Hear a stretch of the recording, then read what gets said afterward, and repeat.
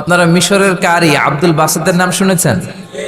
ওনাকে নিয়ে মিশরের প্রেসিডেন্ট জামাল আব্দুল নাসের একবার সোভিয়েত ইউনিয়নে গিয়েছিল, যেটাকে আমরা বর্তমানে বলি রাশিয়া। কি বলি?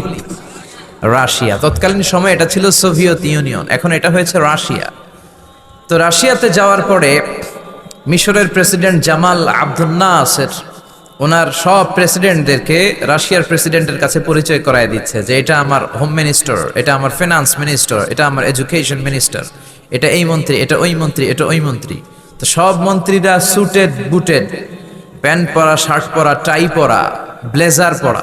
কিন্তু কারি আব্দুল বাসেত ব্লেজার পরতেন না, উনি জুব্বা পরতেন। তো রাশিয়ার প্রেসিডেন্ট বলে, আপনার এইটা আবার কোন মন্ত্রী? সব মন্ত্রীর পোশাক একরকম, এর পোশাক আরেক রকম, এটা কোন মন্ত্রী?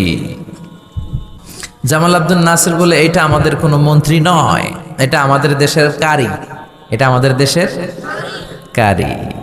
রাশিয়ার প্রেসিডেন্ট বলে, কারি আবার কি? কারণ এরা কারি জিনিসটা কি এটা জানে না, এটা তারা বুঝে না। তো জামাল আব্দুল নাসির বলল যে আমাদের যে পবিত্র ধর্মগ্রন্থ আছে আল কোরআন আল করিম, এই আল কোরআন আল কারিম উনি চমৎকার করে আবৃত্তি করতে পারে, আর আমরা সেটা শুনি, আমাদের হৃদয় ঠান্ডা হয়ে যায়। তো রাশিয়ার প্রেসিডেন্ট বলে, আজকে রাতে তো আমাদের একটা পার্টি আছে, নাইট পার্টি। কি পার্টি? এখানে নৈশ ভোজ হবে, খাওয়া দাওয়া হবে, আর হবে বেলি ড্যান্স। কি হবে? রুব্বানে নাচে কোমর দুলাইয়া, এই সব মুখস্থ। তো এই বেলি ড্যান্স হবে, এই বেলি ড্যান্স আমরা দেখবার, হুইস্কি খাবো, অ্যালকোহল খাবো, মদ খাবো। তো কারি আব্দুল বাসিত ইবনে আব্দুস সামাদকে রাজি করানো হলো। কারি আব্দুল বাসিত ইবনে আব্দুস সামাদ রাজি হলো। উনি গেলেন, যে হল রুমের ভেতরে বেলি ড্যান্স হয় ওখানে ওনার বসানো হলো। সিঙ্গাররা যেখানে গান গায় ওইখানে উনি মাইক্রোফোনের সামনে বসলেন, আর আল্লাহরে বললেন, আল্লাহ আমার গলায় যত সুর আছে, যত মেলোডি আছে, ভয়েস আছে, সব সুরকে আমি উজাড় করে দিয়ে আজকে তেলাওয়াত করব। তুমি আমার এই তেলাওয়াতের রিদম, এটার আকর্ষণ, এটার অ্যাট্রাকশন এই কমিউনিস্ট লিডারদের অন্তরের ভেতরে ঢুকিয়ে দিও। তখন রাশিয়া ছিল কমিউনিস্ট, সব কমিউনিস্ট লিডাররা বসা, সামনে হুইস্কি, রেড ওয়াইন, অ্যালকোহল, মদের গ্লাস নিয়ে বসা। তা আব্দুল বাসিত আব্দুস সামাদ চোখ বন্ধ করলেন। ওই দিনকার তেলাওয়াতটা উনি চোখ বন্ধ করে করেছিলেন। সুবহানাল্লাহ পড়েন।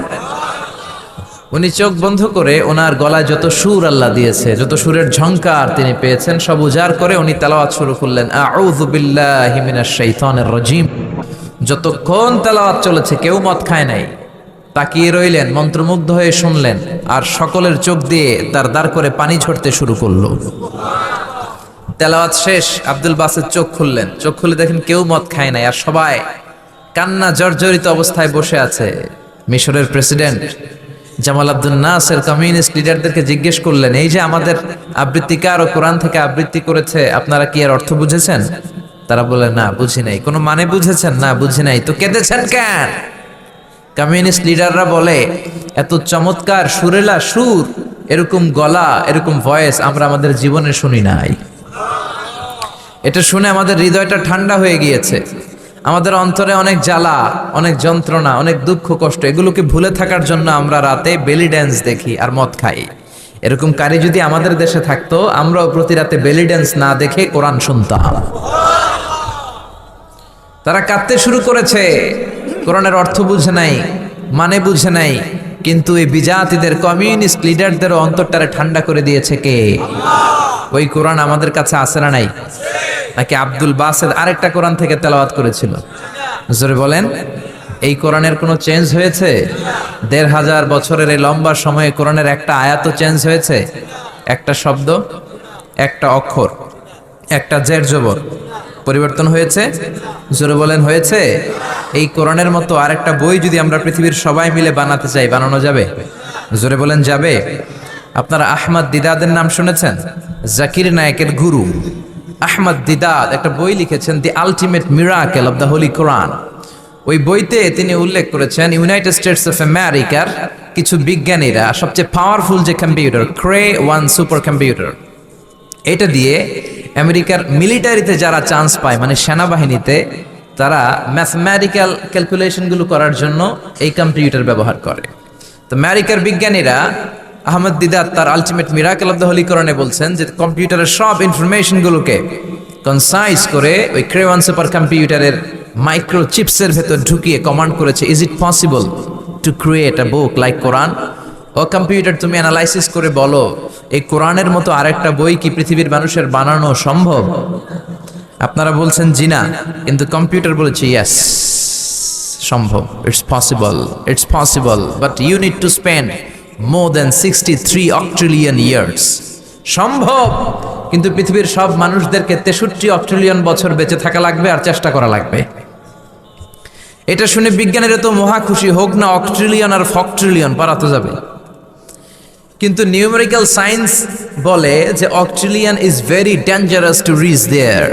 অক্ট্রিলিয়ন হচ্ছে এমন একটা সংখ্যা যেটা পর্যন্ত পৌঁছা মানুষের পক্ষে অসম্ভব। সংখ্যাতাত্ত্বিক নিয়ম আমাদেরকে শেখায় যে সংখ্যা শুরু হয় একক দিয়ে, তারপরে দশক, তারপরে শতক, তারপরে সহস্র, তারপর উজুদ, তারপরে লক্ষ, তারপরে নিযুত, তারপর কোটি, তারপর মিলিয়ন, বিলিয়ন, ফিলিয়ন, জিলিয়ন, তারপরে হচ্ছে অক্ট্রিলিয়ন। সুবহানাল্লাহ কইতে পারলেন না? এই 63 অক্ট্রিলিয়ন বছর আমাদের বাইসে থাকা লাগবে। আর 63 বছরই তো আমরা হায়াত পাই না, ঠিক কি না? 63 অক্ট্রিলিয়ন বছর যদি পৃথিবীর সবগুলো মানুষ হায়াত পায় আর যদি চেষ্টা করে, তাহলে পারহ্যাপস, মেবি, সম্ভবত কোরআনের মতো আরেকটা বই বানালেও বানানো যেতে পারে। সর্বশেষ কম্পিউটারের স্ক্রিনে অ্যানালাইসিস শেষে, বিশ্লেষণ শেষে যে কথাটা এসেছে সেটা হচ্ছে, it's quite impossible to create a book like Quran. পৃথিবীর মানুষগুলোর 63 অক্ট্রিলিয়ন বছর বেঁচে থাকাও সম্ভব না, কোরআনের মতো আরেকটা বইও বানানো সম্ভব না। চিল্লায় বলেন ঠিক কিনা? ওই কোরআন আমাদের হাতে আজও আছে না নাই? The greatest resource of power, the book of books, পৃথিবীর সবচেয়ে সেরা বই। এই বইয়ের কপিগুলো যদি কেউ আগুন দিয়েও জ্বালায় দেয়, আমাদের হাফেজ ভাইদের কলিজার ভেতরে কোরআন আছে না নাই? যদি আগুন লেগে ধ্বংস হয়ে যায়,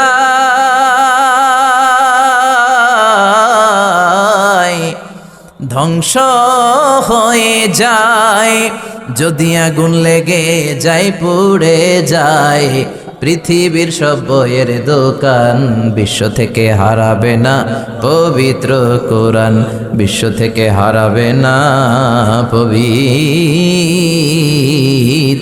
কোরআন। পড়েন আল্লাহু আকবার। এজন্য পৃথিবীর যত কোরআন আছে আগুন দিয়ে জ্বালায় দিলে পৃথিবী থেকে কোরআন দূর করা সম্ভব নয়, কারণ হাফেজ ভাইদের কলিজায় কোরআনকে সংরক্ষণ করেছে কে? এই পৃথিবীতে যত রাসূল এসেছে, সব নবী রাসূলের একটাই দাওয়াত ছিল, তোমরা ইবাদত করবে একজনের, তিনি কে? ইয়া কওমি ইবুদুল্লাহা মা লাকুম মিন ইলাহিন গায়রু। ও আমার কওমের লোকেরা, ও আমার স্বজাতির লোকেরা, এক আল্লাহ ছাড়া অন্য কারো ইবাদত করো না। জিকির করতে হবে একজনের, চাইতে হবে একজনের কাছে, সেজদা দিতে হবে একজনকে, তিনি কে? আল্লাহ ছাড়া কাউরে সেজদা দেয়া যাবে? আমাদের দেশে মাজারে যে সেজদা আছে না নাই? এই মাজারের নামে যে ভণ্ডামি, এটার সাথে ইসলামের কোনো রিলেশন আছে? সম্পর্ক আছে? এই ভণ্ডামির সাথে ইসলামের কোনো সম্পর্ক? দো দিল বান্দা কালমা চোরে, না পায় শ্মশান, না পায় ঘরে, দিন থাকিতে আয়রে পথে ছাইড়া দে ভণ্ডামি, ভণ্ডামি, ভণ্ডামি, ভণ্ডামি, ছাইড়া দে ভণ্ডামি, ঠিক কি না? নামাজ রোজা করে না, ইবলিশ শয়তানের নানা, এরকম আছে না নাই? নামাজ রোজা করে না, ইবলিশ শয়তানের নানা, ধর্মের একখান খুঁটি ধইরা কয়দিন করবা হয়রানি, ভণ্ডামি, ভণ্ডামি, ভণ্ডামি, ছাইড়া দে ভণ্ডামি, ঠিক কি না? এই জন্য ভণ্ডামির সাথে যারা জড়িত আছো, ভণ্ডামি ছেড়ে দাও, আল্লাহওয়ালা হয়ে যাও। তোমার জীবনে বরকত দিবে কে? তোমার জন্য জান্নাতের দরজা খুলে দিবে কে? এজন্য রব্বুল আলামিন বলেন, ওয়া কাদা রাব্বুকা আল্লা তা'বুদু ইল্লা ইয়্যা ওয়া বিল ওয়ালিদাইনি ইহসানা। আমি আল্লাহর প্রথম ফয়সালা, ইবাদত হবে শুধুমাত্র কেবলমাত্র একজনের, তিনি কে? আমরা প্রত্যেক নামাজে সূরাতুল ফাতিহায় আল্লাহরে বলি, আল্লাহ ইহদিনাস সিরাতাল মুস্তাকিম, ও আল্লাহ আমাদেরকে সহজ সরল পথ দেখাও, সিরাতুল মুস্তাকিম দাও। আল্লাহ বলেন, আনি'বুদুনি হাযা সিরাতুম মুস্তাকিম, আমি আল্লাহর ইবাদত করো, এটাই সিরাতুল মুস্তাকিম। আল্লাহু আকবার। আপনি যদি আল্লাহর ইবাদত করেন, তাহলে আপনি বুঝবেন যে আপনি সিরাতুল মুস্তাকিমের উপর আছেন। আর যদি বুঝেন আল্লাহর ইবাদত ছেড়ে আপনি অন্যদিকে দৌড়াচ্ছেন, তার মানে হলো আপনি সিরাতুল মুস্তাকিমের উপর থাকার সৌভাগ্য অর্জন করতে পারেন নাই। চিল্লায় এখন ঠিক কিনা?